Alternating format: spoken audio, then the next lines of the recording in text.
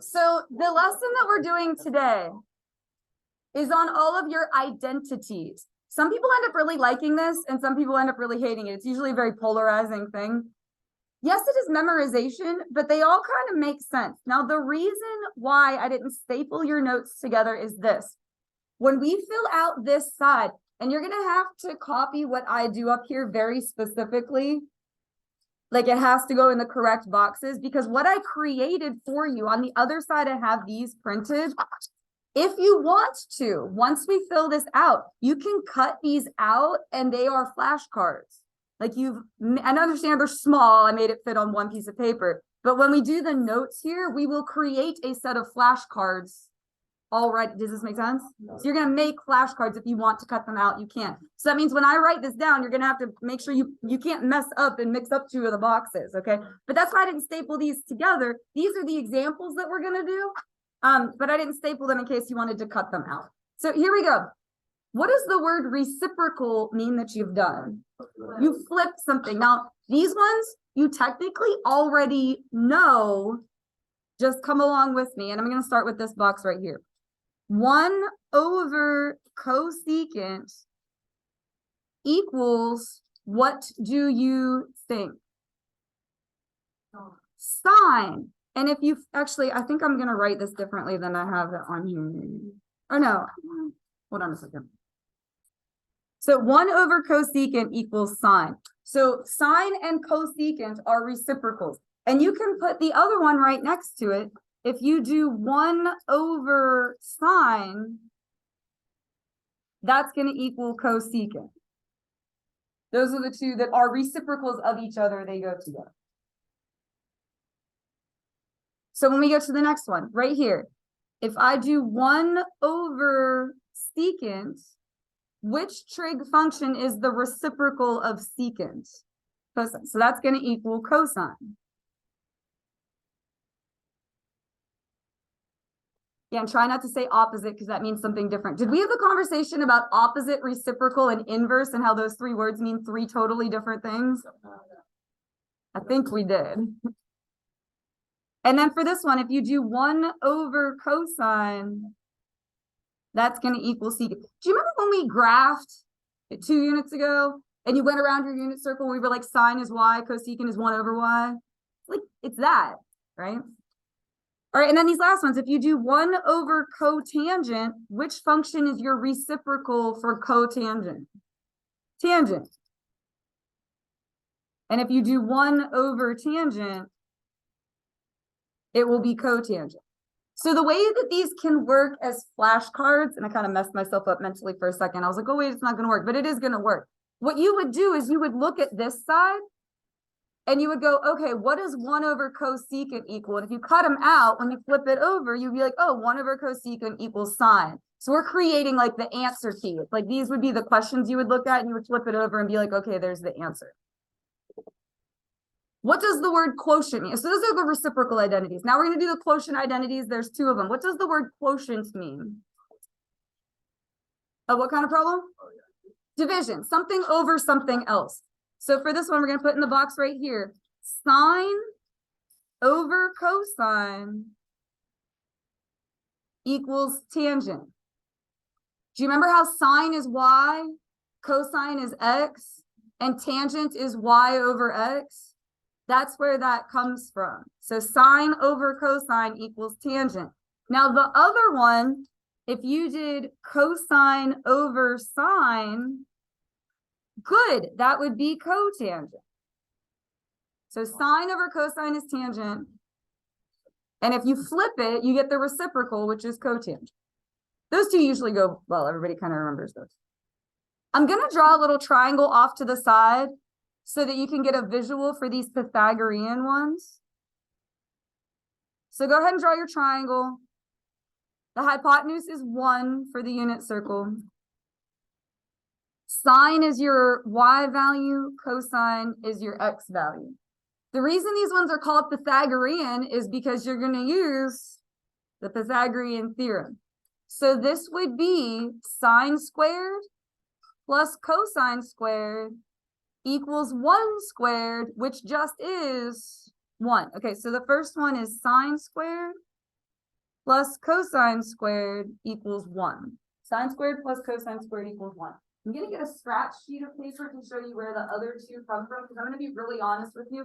I only kind of memorize the first one, and then I use it to get the others. Just watch, okay? It won't make you write this part down, but just watch. So there's that. To get the other ones, if you go through and divide all of this by sine squared, I divided them all by sine squared. What does this first part go to? Anything over itself, good, is 1. Perfect. Thank you for coming with me, because if you stay focused, this will be super easy. Plus, all right, the second part, cosine over sine, we just said cosine over sine is cotangent. It's just going to be squared. Good. So cotangent squared equals, now this is 1 over sine squared, but what did we just say 1 over sine is? Cosecant, so it's just going to be cosecant squared. I didn't leave very much room there.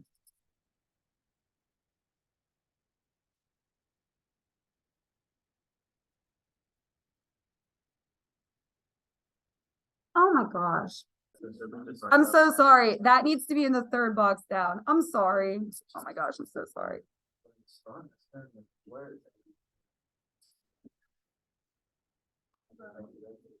Because when you flip it over, it's printed on the other side, which one matches up. Oh my gosh, I'm sorry. I feel really bad now. Does anyone else need white out? Writing with pen? If it doesn't look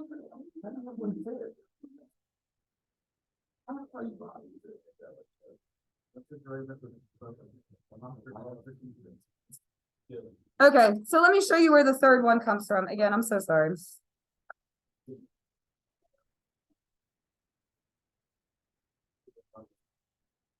So if you take that first one, that sine squared plus cosine squared equals 1, we divided them all by sine squared. That's how we got this one.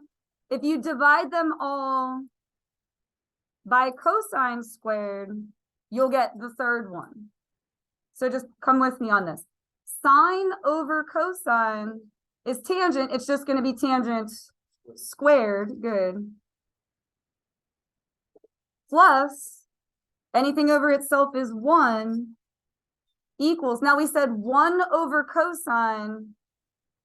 What's the reciprocal for cosine? Secant. It's just going to be secant squared.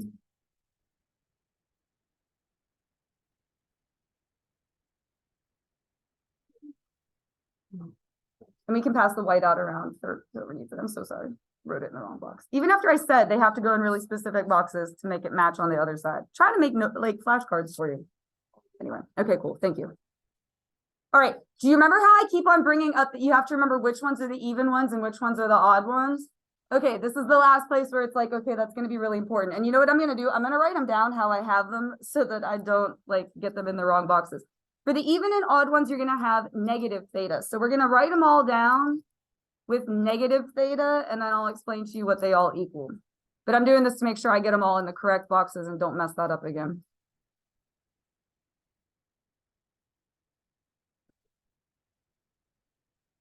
So the even and odd identities are what happens when you have a negative angle in them. And as you're writing that, I'll explain to you. They're either going to equal a negative or a positive. It's one or the other.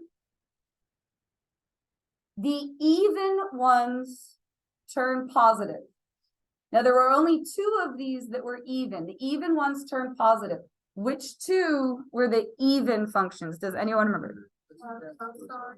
Cosine is one of them, and secant. So those turn positive. It just equals cosine and secant. Basically, the negative just goes away. That's it. So for the even ones, they turn positive. All the rest of them are odd. Those are going to be negative. And you just put the negative out front. So the even ones turn positive. Basically, the negative just goes away. All the odd ones stay negative. It has to do with what the definition of even and odd means. Even means it's symmetric over the y-axis. Odd means it's symmetric over the origin. If you think about that graphically, that's how that means.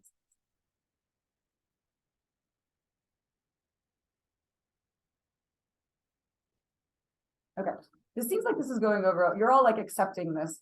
It's like not a super fun topic. You guys are all doing well though, okay? The last type of identity, bless you, is co-function, bless you. And for this, you just add or remove a co.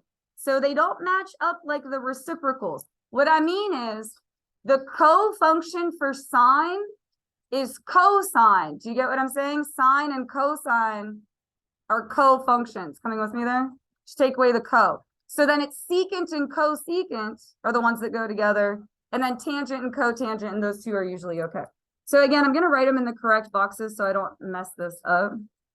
And this is if you do 90 minus the angle.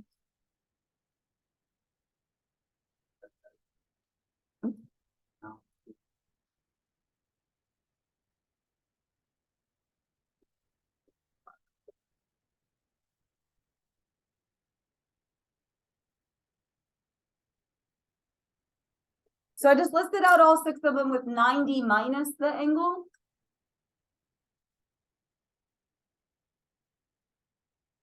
And what's going to happen is they equal their co-function.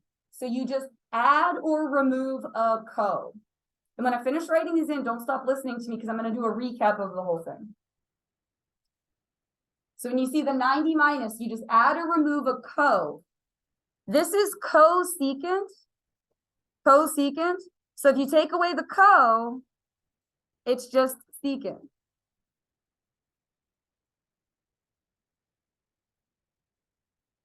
The one right below that is secant.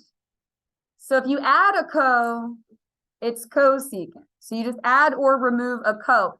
But what happens is people mix them up with the reciprocals, and I 100% get why that happens. So you just got to be careful. Tangent and cotangent are the easy ones because they are co-functions and reciprocals of each other. So this one's going to be tangent, and this one is cotangent. So those are the two that are the easier ones.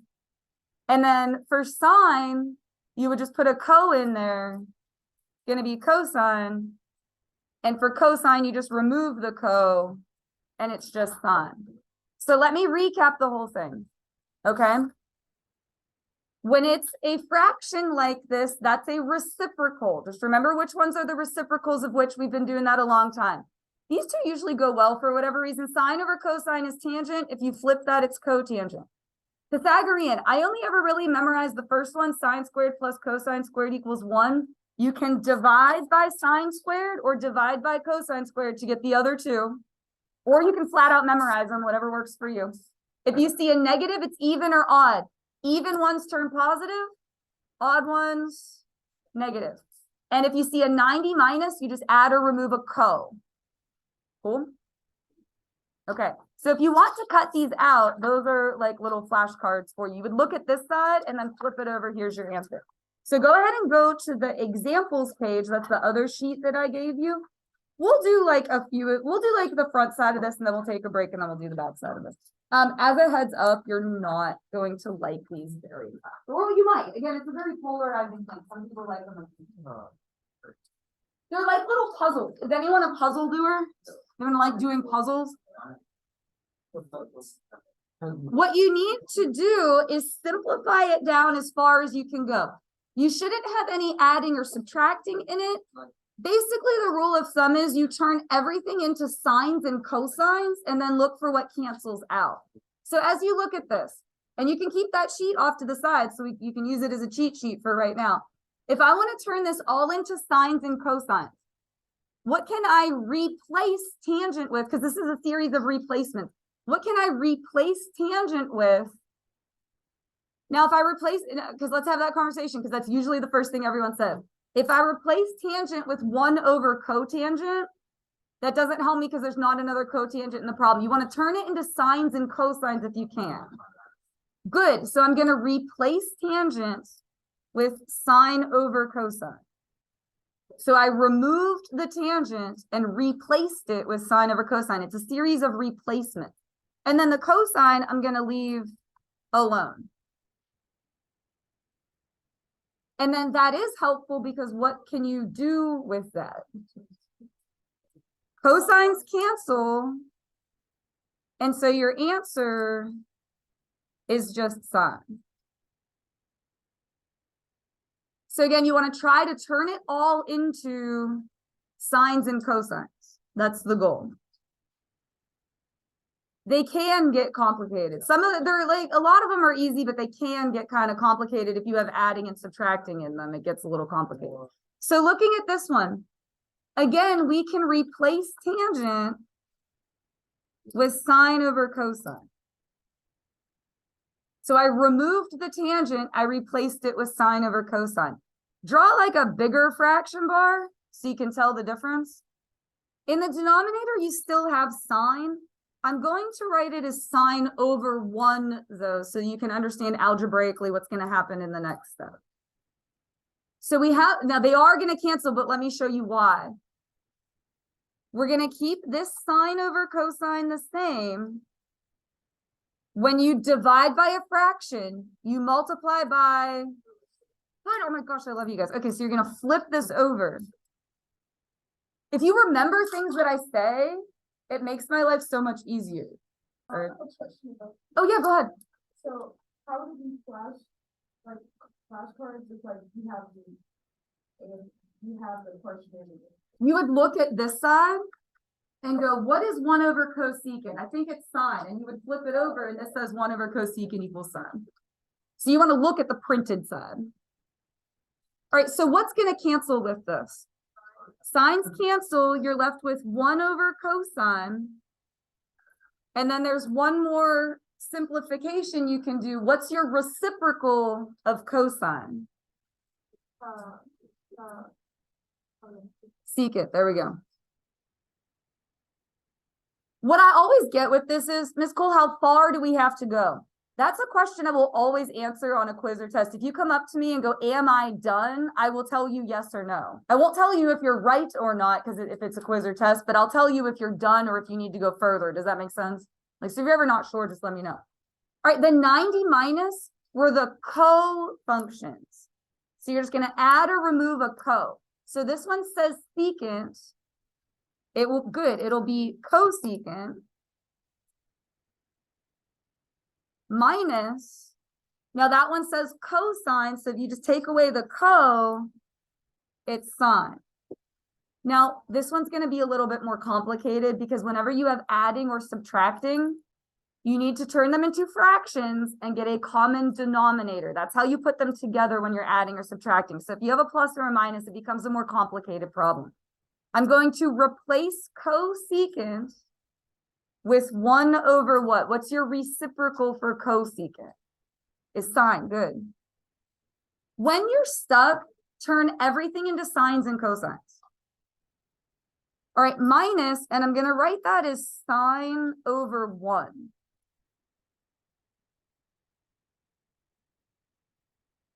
So I'll use another color. It won't show up real great on here, but when I take the picture, it'll be fun.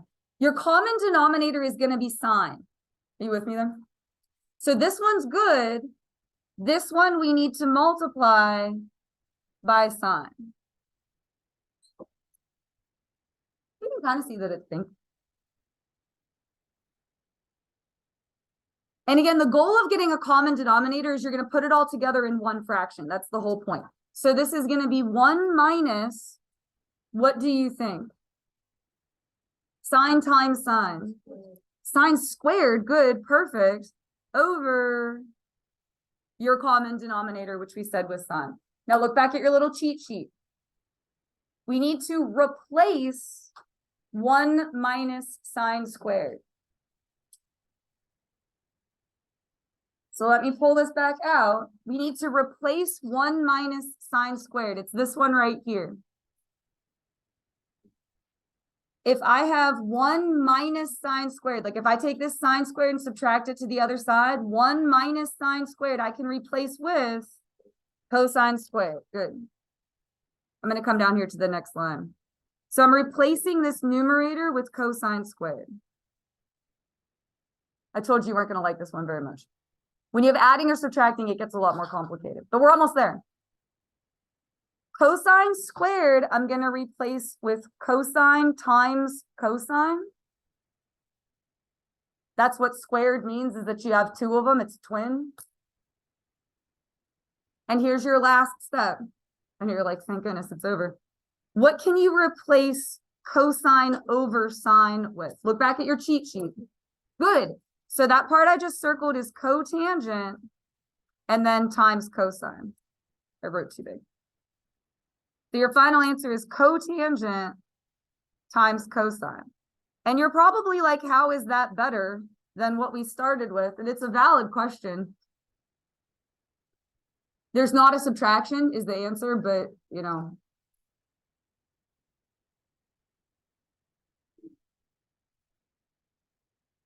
Go ahead. I was waiting because I figured there was going to be a question. Go ahead. Well, that's not a question. Go ahead. Yes, theta is the angle. Like, yeah. Yeah, that's like, some people don't like theta and they want to change them all to x, and that's fine. You can put whatever you want in there. But yes, thank you for bringing that up. It's sine, cosine, tangent of an angle. So the theta is just there as your unit. Yeah. If your answer's right, I usually let that slide, because if you got the right answer at that point, I'm like so happy. But yes, technically there should be a theta, or if you like, some people like x better and they'll change them all to x. I'm fine with that. Well, however you get the right answer with this material, honestly, I'm fine with. All right, do you see the negatives there? Which types of identities had all the negatives in? Yeah, the even and odd. The even ones are going to go positive. The odd ones are going to go negative. So is secant even or odd? Secant is even. So this one, basically just get rid of the negative. Just going to be secant theta. Is cotangent even or odd? Odd. So that one is going to go negative. This is times negative cotangent. So secant times negative cotangent. You guys are doing great with this. Just stick with me. We're going to do a couple more. We'll do this front side of this and then we'll take a break. When you are stuck, turn them all into, what did I say? Perfect. Sines and cosine. How can I replace secant with something that has a sine or cosine in? Perfect. 1 over cosine times negative. Now, how can I replace cotangent with something that involves sines and cosines? Yeah, it will be negative, but cosine over sine. Perfect. The reason you turn it all into sines and cosines is with the hope that something will cancel out, which it usually will. So what cancels in this? The cosines cancel. So you're left with negative 1 over sine, which has one more step. What's your reciprocal of sine? Cosecant. So your final answer is negative cosecant.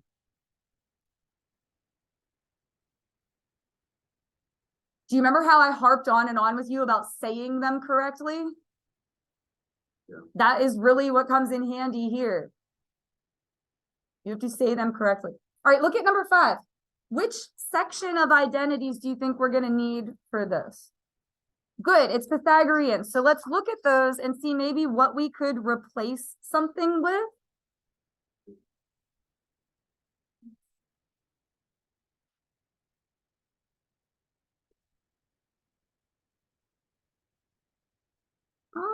Let's see for this one. It's definitely going to be this one.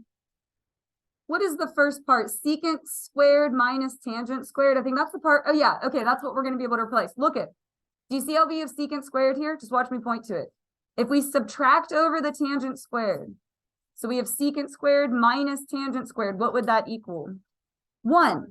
So this secant squared minus tangent squared, we can replace with 1. And then weirdly, 1 plus 1, the whole thing equals 2. It's actually kind of cool. It's neat, guys. So look at number 6. Again, which type of identities is that going to be with all those squares in it? Yeah, when you see a bunch of squares, it's going to be Pythagorean. I would go for this first one. Sine squared plus cosine squared equals 1. So I know they're not right next to each other, but the sine squared plus cosine squared, we're going to replace that with 1. And then what can you replace 1 plus tangent squared with? Look back at your little cheat. Secant squared. Good. 1 plus tangent squared equals secant squared.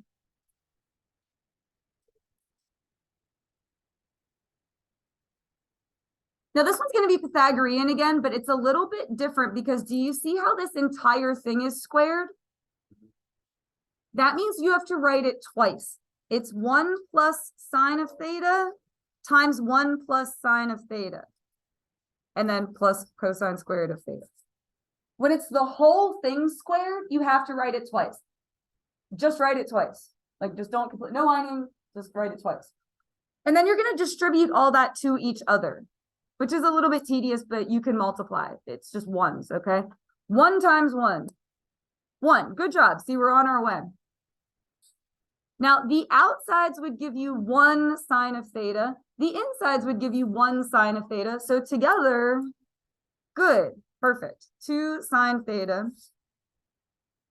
plus sine times sine is sine squared of theta. That was the hardest step in this problem. So we got through that. Now we're good. What other replacement can we do? I don't want to tell, I want you to like try and figure this one out. Like what replace, it's always replacements. What can I replace? Sine squared. Good. Sine squared plus cosine squared, I can replace with 1. Good.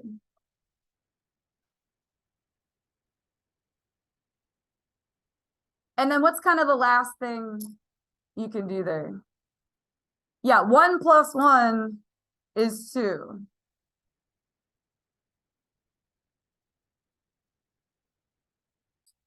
All right, go ahead and flip this over. You might like these ones better. Sometimes they can be complicated, but verify, when the directions say verified, it's kind of nice because the answer is actually on the paper. Do you see how it's this equals this? Look at. Yeah, that's now. You're gonna pick the more complicated side and work with it until you get it to equal the other side. But the answer's on the paper. Do you understand? Put the phones away. Now, when you're deciding which one is the more complicated side, in this case, it's going to be the one that has the plus sign in it. I'm going to change these to sines and cosines, get a common denominator and put them together. How can you replace cotangent? Again, it's a series of... Good. Okay, you guys have got that. That is good. Cosine over sine. No, you seemed confident. That's good. I will take it. Cotangent is cosine over sine. Plus tangent sine over cosine. Very good. You don't have to write the equals the rest of it. You just have to keep working until you get that answer. So like, you know, that's the answer. You just have to keep working until you get it. Now your common denominator is going to be sine, cosine. Okay. Sometimes that happens when you just have to multiply them by each other. For example, what's a common denominator between 3 and 5? 15. Do you see how you just multiply them together? It's that, but like the more pre-calculus-y version. So this one's going to get multiplied by cosine, and this one's going to get multiplied by sine. Sometimes that happens where you just multiply them by each other. It's like in 4th grade when you got a common denominator between 2 and 7, and your common denominator was 14. Sometimes you just multiply them by each other. All right, so let's see. Right here, cosine times cosine, cosine squared, plus sine times sine, sine squared. So I just took all this numerator and put it together over the common denominator, which is sine cosine. And then you're going to stop and take a breather and look at that and be like, okay, what could I replace next? I see a bunch of squared, so it's probably Pythagorean. The top can be 1. Good job.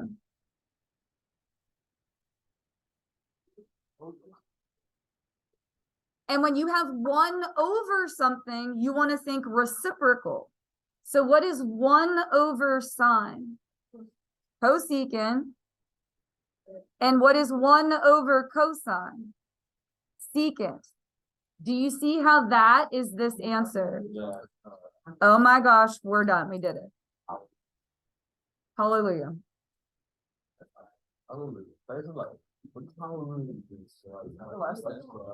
Yes. All right, look it.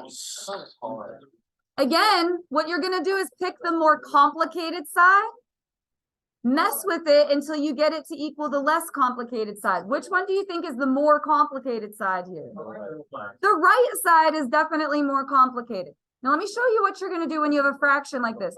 Do you see how the denominator is 1 minus sign? The way you combat that is you multiply it by 1 plus sign, and I will show you why. Just watch what happens, because what it's going to do is cause things to cancel out, is the idea. What you want is canceling out. That's what makes things simpler. So the numerator is just that. Like, yeah, it involves a little bit of rewriting, but you'll be okay. Like, I just rewrote the top of that. Now down here, we're going to multiply that all together, and you can just watch me point to it. 1 times 1.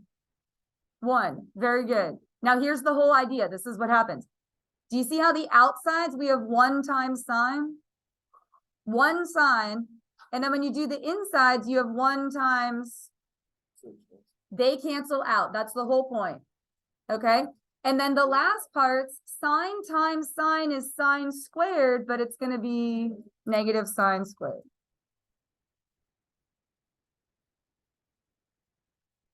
Now I see a bunch of squared, so we're going to look at our Pythagorean identities.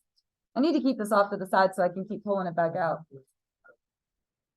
What can you replace 1 minus sine squared with? Look at your Pythagorean ones.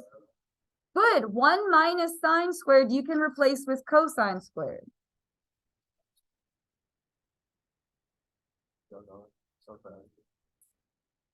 So I took out the 1 minus sine squared and replaced it with cosine squared. It's like doing a puzzle. But then where does that take you? What can you do with that? Cancel out those things. And you get 1 plus sine theta, which, oh my gosh.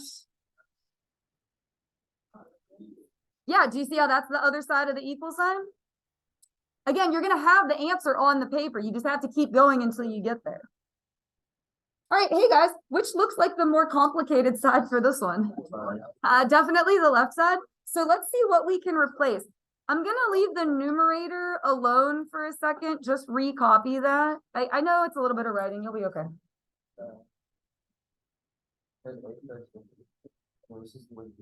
Okay, good. So look at the denominator. It's Pythagorean. Anytime you see those squares, it's going to be Pythagorean. What can you replace 1 minus secant squared with? Well, let me pull this out. I'll bring this off to the side here. Hold on a second. What was it? 1 minus secant squared? Oh, it's a little bit backwards. Watch me point to this. If you have 1 minus secant squared, just imagine subtracting that secant squared to the other side. You would then have to subtract the tangent squared. Do you get what I'm saying? Like if you have 1 minus secant squared, it's actually going to equal negative tangent squared. Good. Oh. I think the hardest part. That's why I made them into flashcards for you. And also remember the reciprocal ones you already know. You really already know the reciprocal one. Now you can't cancel those out. Because it hasn't been factored out. The top of this is sine squared minus tangent squared. Here's what I would do. I would take the sine squared and put it over the denominator, and then take the negative tangent squared and put it over the denominator. It ends up looking kind of like a heart when you do that. So that's kind of how I get people to remember.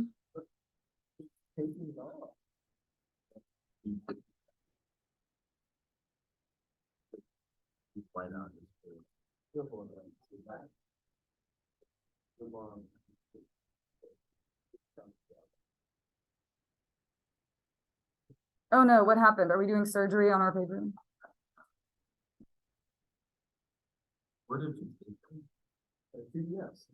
I'm just pausing. Are you guys okay there? Now for this one, you want to do a replacement. What can you replace tangent squared with? We want to replace that.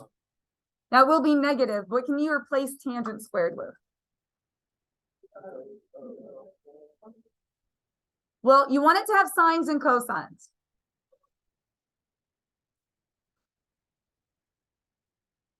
Now tangent is sine over cosine, but it's gonna be, it will be negative, and it'll also be squared. Good. So sine squared over cosine squared.